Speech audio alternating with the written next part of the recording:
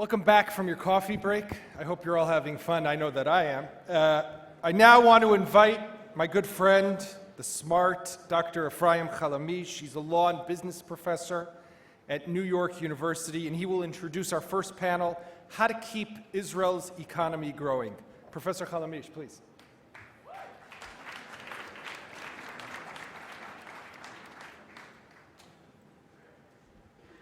Thank you. Thank you for another great year for the Jerusalem Post here in New York. Please, round of applause. Thank you, Yaakov Katz, Ronit Eli, and the leadership of the Jerusalem Post for another great year here in New York.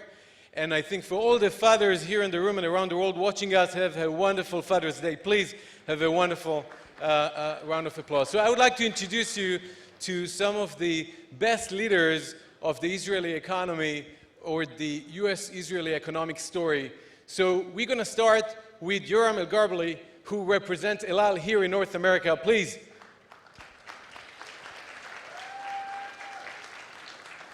Yoram, thanks for joining us. After Yoram, we have Uri Levin, who is the CEO and president of Israel Discount Bank here in New York. Thank you for joining us. We also have Yinon Elori, who represents the Economy Ministry, who is the Minister of Economy here in New York. Thank you very much for joining us. And finally, we have Mr. Oded Har-Even, who is a partner and managing director of Zach Sullivan International Law Firm, with offices both here in New York and in Tel Aviv. We have a wonderful, wonderful forum here for you guys to get a little bit of better understanding of what's going on with the Israeli economy, with the US economy, with the world economy, because frankly, we heard so much about the issues related to security, politics, but at the end of the day, as our beloved president used to say, it's all about the economy. So if it's all about the economy, let's talk a little bit about the relationships between the economy, security, and politics. Oded, you represent many Israeli companies here in the States, and clearly we saw amazing stories from M&A to IPOs. And as you told me before the panel, people listen very carefully, and when they invest in the Israeli market, they listen to the politicians, they listen to the executives. One of your recent success stories is the Mazor Robotics sale to Medtronic. Can you tell us a little bit about your experience selling Israeli companies, taking them to capital markets in the States and around the world? Yeah, sure. So, hi everyone. Thank you for having me. So, many companies in Israel, they start young. Like you spoke of Mazor Robotics, for example. They started as an incubator, in the Technion incubator back in 2003. We started working with them in 2004, helping them to come to the US. 2013, they went public, took advantage of the capital markets, so they can have now, they managed to raise funds. By the way, IPO is not really, as some people perceive it, as like an exit. That's actually a way to raise money. They raised the money, they increased their visibility. Long story short, December 2018, they closed their acquisition by Medtronic for $1.6 billion, the largest ever exit of an Israeli medical devices company. And now they have a very nice center in Israel. Medtronic created the equivalent of the Google Lab, but that's the Medtronic Lab. So now you see a lot of good things happening. Speaking of, we spoke earlier, and I heard Ayelet Shaked speaking earlier about Israel being a democracy. And when people invest in Israeli companies, you know, when you file a prospectus with the United States Securities and Exchange Commission, you're talking about the company, you have risk factors. So one of the key, I think, factors for Israeli success in the US is also that Israel is perceived as a democracy. And in Israel is a real democracy, and you have like a real legal system. And exactly like the former minister said earlier, you know, this is key for Israel. And basically, if we have, and that's why also I urge politicians to be very cautious sometimes with statements they make, because those statements are heard also outside of Israel, and that's key. So picking your words very carefully is the key to pursue good M&A and IPO strategies. Uri, you're leading one of the leading Israeli banks here in New York, a very successful financial institution. What's the importance of having an Israeli bank here in New York? People talk a lot about the strategic economic nexus between the US market and Israel. Tell me a little bit about your recent experience here. I would first say the leading Israeli bank in New York. It's important to be exact, but to be serious, I think, well, I was serious, but Israeli banks in every economy, have a very significant role. They're the platform of the economy, they're the platform of business. And being the Israeli bank here in the US, we do believe that we have a significant role in making this happen. It is true for every bank. It is especially true for an Israeli bank in the US. Israel is at a time where its economy is in great shape, growing probably faster than most economies of the world, definitely growing faster than most of the developed economies in the world. And maybe more importantly, Israel is a time where it is looking global. You see more and more companies understanding that Israel market is small, that they can do much more, and rather than just be sold to a different player, become a significant player in the world, especially in the US. And we definitely put for ourselves the task of being this facilitator of the Israeli economy players to be part of the US. Whether this is Israeli institutions who now invest significantly more in the US real estate, in US companies, whether this is Israeli companies who open our operations, bigger operations, and try to be successful here, whether this is Israeli tech that clearly is booming in New York and in the rest of the world, and whether the Israeli private people who become more and more interested in investing here. And I would say, and I'll just end with this, as important is to bring the US into Israel. And there's a growing demand as Israel becomes more and more interesting, and I spoke about it last year, as investing in Israel become the new philanthropy, impact investing, but Israel become interesting, help the US investors invest in Israel in the right way. Terrific. So you're saying that the growth of Israel Discount Bank is actually also because more and more Israeli companies go global. In other words, if for so many years we were so busy trying to convince the world to invest in Israel, now, as we heard from Uri, more and more Israeli companies go global, and you're trying to save these customers. So Oded helped me to go public, you helped me to open a bank account, but I really, at the end of the day, need to fly with El Al, I think. And the question is, since 2003, we already know the numbers that global aviation industry actually doubled. In other words, the number of passengers truly doubled since 2003. And I think when I look at El Al and I look at the new lines from San Francisco, you just came back from Vegas, Orlando, etc., I think you're trying to adjust to this new reality. If you can tell us, Yoram, how El Al is adjusted to this new global trade reality. So, hi everyone. I want to say that El Al Israel Airlines is really, in a way, changing our policy here in North America. We are looking all over the state and looking where we can expand our activity. I just came back yesterday from Las Vegas, as you said. We inaugurate our new route, non-stop Las Vegas, Tel Aviv. 1 month ago, we inaugurate non-stop flight from San Francisco, Tel Aviv. 1 year ago, we inaugurate Miami non-stop flight to Tel Aviv. Ahead of us is Orlando in July 2nd, the first flight, inaugural flight, Orlando-Tel Aviv non-stop. And again, we are looking toward opening a new route also from Chicago as of March 20. So today, El Al Israel Airlines operate 50 weekly flights from North America to Tel Aviv, and actually we are performing as the real bridge between North America to Tel Aviv. And just to follow up on that, because I'm sure there are a couple of people here from Pittsburgh, from Cleveland, watching from around the world, and they wonder how you pick the cities where you inaugurate new lines. So share with us the decision-making process in 20 seconds. So actually what we are doing is analyzing where is the potential, and when we see there is a demand, we are showing up there and opening a new route. But don't worry, all the passengers from North America can use codeshares that we have today with JetBlue, with Air Alaska, with American Airlines. meaning from every city today, it's very easy to get to Tel Aviv with El Al and with our partners. Terrific. Congratulations on that. We have here with us today Ynnon Elroi. As you heard, he represents the Israeli government, the Ministry of Economy, and we all wonder what's the role of the Israeli government in this very interesting, successful story.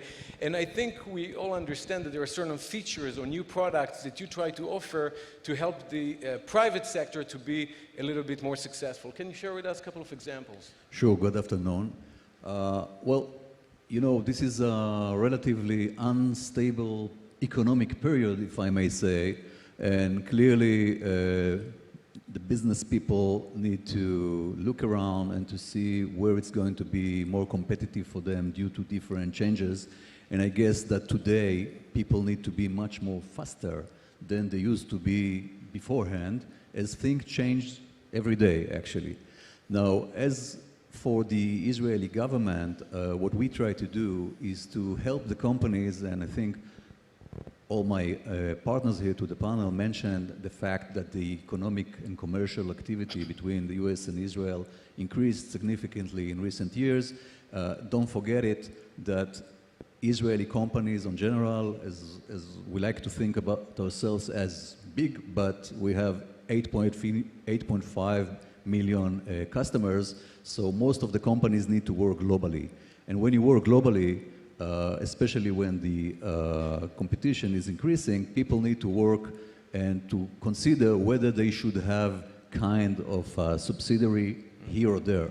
So today we consider that there's like around 600 Israeli companies working on the East Coast, about the same number working on the West Coast, and that's of course good to all of us here as they fly more, they bank more, and they need legal support and advisors to do more businesses.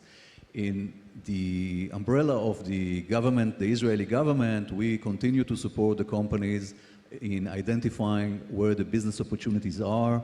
We have different schemes under the Innovation Authority, under the investment centers, when we try to facilitate conditions that the companies could be more exposed to digitalization, to smart manufacturing. We can help them in exporting and any other relevant... Terrific, terrific, Ynnon. You mentioned the world digital, and I think for all of you here and around the world, when you think about the Israeli economy, you think tech, startup nation, and hopefully very soon scale-up nation. And let's talk for a few minutes about the relationships between digital tech and various industries. Let's start with you, Uri. You know, the bank of 50 years ago is not the bank of today, and definitely will not be the bank of 2020 or 2030. How do you differentiate yourself, whether it's protecting your systems via cyber or providing virtual banks to your customers? What makes your bank, IDB, a little bit more techy than others? Well, being an Israeli bank definitely helps here, as Israel is definitely a leader in tech, it's a leader in cyber. And if you go and see Israeli banking system, and you compare it even to the US banking system, you look at the sophistication of the mobile apps, you look at the sophistication of the application, and the level of innovation that the Israeli banks came with, it is significantly I wouldn't say it's significantly better than most of the world. It's even better than what we have in the US, which is very interesting. And being a bank here, and again, a lot of the technology that people do not really see. It's what goes behind. It's how much banks invest in cyber. Cyber is a huge risk, and being as great as you can in cyber is key for success of every bank, so we all invest significantly in this. And this is definitely something we do a lot. But I think more interesting than this is what is the role of IDB Bank and what is the role of banks generally in fostering the technology and the innovation in the banking outside of the banking world. For me, what we do for our clients is critical and important to stay on top of everything and provide the best service. Looking at the future, probably even more important than this, is making sure that we work with the tech companies around us. that we help the fintechs and work with them rather than fight them, that we find ways to develop new ways to develop banking, to develop banking services, to develop banking products. And I think this is one of the most important roles that we have as banks, especially IDB, especially a bank here in the US that can help the Israeli tech companies go into the US and become more successful. Terrific. And maybe for both of you, Oded and Yoram, when people think about flights, they think about beef or pasta. They don't think about tech. But El Al actually is really working very hard to turn the aviation experience very techy and very sophisticated, from your incubator to the flight experience. Can you say a few words about the role of technology in El Al today? Yeah. First of all, El Al just in the middle, actually, of a big acquisition from Boeing. We bought 16 brand new Dreamliners. Those Dreamliners are going to cover all our long-haul destination, of course, for North America. 9 of them are already joined our fleet. On board, we have, of course, Wi-Fi and I can say state-of-the-art entertainment system. El Al also build a unit inside El Al called Cockpit. Cockpit is an incubator that bring funders and any other idea on the travel industry. And actually, we are the beta house for them. And from their ideas, we are implementing them on our infrastructure. And we have some great success and already some product that we are selling already to other airlines. Terrific. So what you're saying is that El Al is actually creating the tech solutions for the aviation industry that eventually will be used by other industry followers. Oded, to you, there are many companies watching us right now, founders, investors, and people always think about tech, whether we're going to pursue M&A strategy, capital markets. Since Inon already mentioned before the trade uncertainty and other factors, what do you usually tell your clients when they're thinking about various strategies how to pursue tech transactions? Okay, first I just want to mention something about the Israeli government. The Israeli Innovation Center, what's called, we used to be called the chief scientist, is something which is extraordinary and was a major, and still is, a major engine for growth in Israel. And you know, you go to China, you go to other places, people keep asking you about it. So it's a real achievement that the government, people typically say, how to government should be, help business? Stay out of it, right? But this is actually one of the very good examples where the government supported that. Now, to your question, it really depends. It depends on everything, on the situation. Sometimes M&A is very good. Sometimes going to the public market is good. Sometimes you combine both. In the past, there was a lot of criticism about the Israeli economy, that companies, you know, people build company to sell them, and that's not good. And I think there's room for everyone. Some companies are built, like we mentioned Mazer earlier, and then they're being acquired for a very large amount of money, and then you have a new center in Israel, and you go in Herzliya, and you see Apple, and you see Microsoft, and you see all the multinationals open facilities in Israel and acquire more and more companies, and that's good for the Israeli economy. You have Intel in Israel, you have this, but also you have sometimes startups that, okay, they're being sold for $30 million, $20 million, $15 million. That's also very good. And those entrepreneurs that sell the companies, guess what they're doing afterwards, after the 1 year that they're required to work for the acquirer? They're going and setting up a new company. And you see many companies are like this, like the second and third and fourth exit of the same person. And this is, at the end of the day, very good for the economy and for El Al. Terrific. Inon, it all sounds very rosy, but we all know the challenges. For example, the US-China trade war introduced some new challenges for Israeli companies. When you work with Israeli companies trying to understand how to create an edge, how to be competitive in this changing environment, what do you see? What these companies do in order to stay relevant and ahead of the game in today's economy? I think that, again, the companies are looking at the situation and trying to analyze what is the best for them. And if they were not as competitive beforehand in one of the markets, then maybe today they are. And if they want to excel, they should put more investment on that and try to capture the opportunity. In addition, as Oded mentioned, the Israeli government is trying to help these companies. First of all, we've concluded agreements for new trade agreements with Ukraine, UK, and Panama, and we're working on additional ones in order to create better conditions for the Israeli companies in those areas, if you like. In addition, the government launched, in addition to all this, the Israel Innovation Authority has about 40 different platforms that can help Israeli companies, including, by the way, US-Israeli Fund, the Bird Foundation, which has been working already 40 years. So we're trying to create new infrastructures like an institution to increase the advanced manufacturing for companies and things like that. So everything together, hopefully, will help the companies with their own understanding where it's good for them to give them the backing to get better condition. Thank you, and thank you for your hard work on that. We're getting closer to the end of this wonderful panel, and each one of the people here invested a lot of time and energy building bridges between the US economy, the US society, and the Israeli one. You, Oded, worked very hard to empower Israelis living in the States. You mentioned Uri impact investing and the role of banks in philanthropy. Yoram, you did a lot of work bringing El Al to the community and helping various communities and schools here in the States. Before we finish, I think it's very important for the audience here today and around the world to hear what you learned through this experience, taking the corporate to the community. Maybe 20 seconds, each one of you guys, before we finish, what you learned personally working on this US-Israeli bridge. Maybe we'll start with you, Yoram. So I'm here in the state already, now it's my third year, and I can say that working here in the state with the environment, the business environment here, really allowing us to look for opportunities and not only look for opportunities, but materialize them. And the fact is that today we are operating, as I said, 50 flights a week from North America and counting. Thank you. Uri.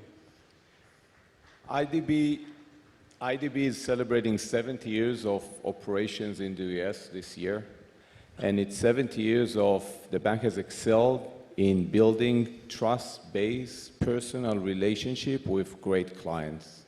And I think this DNA and culture of making sure that you build this trust with your clients, that you treat everything personal, you work with people, is the secret of success of the bank, but it's also the secret of success of each one of us when we try to also be part of the community, because to be personal, it's not only to do business, to be personal is to be involved in everything that is happening. Absolutely, I totally agree with you, Uri. I think at the end of the day, as we say, talk is cheap, but when people talk about personal aviation, personal legal service, personal financial service, it's all about bringing the corporate to the individual and to the community. Oded? Yeah, I think at the end of the day, it's, and I tell that to many Israelis, it's not about speaking English, I'm sorry, it's about speaking American. And by the way, for Americans, it's the same. They can speak Hebrew because they went to shul and they know this and know that, but it's speaking Israeli.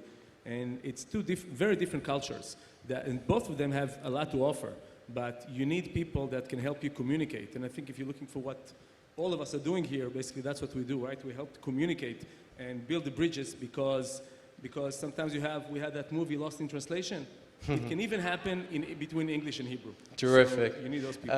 Yinon, before we finish, so what you learn doing this wonderful work for the last couple of years, traveling between the United States and Israel? I've learned that there's a lot of friendships. I've learned that people are interested to work together. And in this context, I want also to share with each one of you, you could be the ambassadors. Each one of you could contribute to increase the relations, the economic relations and all the other relations between the US and Israel. You can partner with us, fly with us, visit in Israel. We are very happy to visit here. And every one of you, which, if you manufacture something, if you give a service, maybe there's an Israeli partner that can work with you to increase your offer in the US market. So please don't hesitate to approach each of us, and together we could succeed even more. So if you didn't understand the message, open your bank account with him, fly with him, and any legal issue, come to me. Right, Effie? So I think we couldn't finish on a higher note. I think the message that I take with me after this wonderful discussion is that whatever you do in life, whoever you are, wherever you live, you can actually contribute to this really unique and very, very special journey. I want to take this opportunity to thank Oded, Yinon, Uri, and Yoram for being here with all of us today. Thank you very much.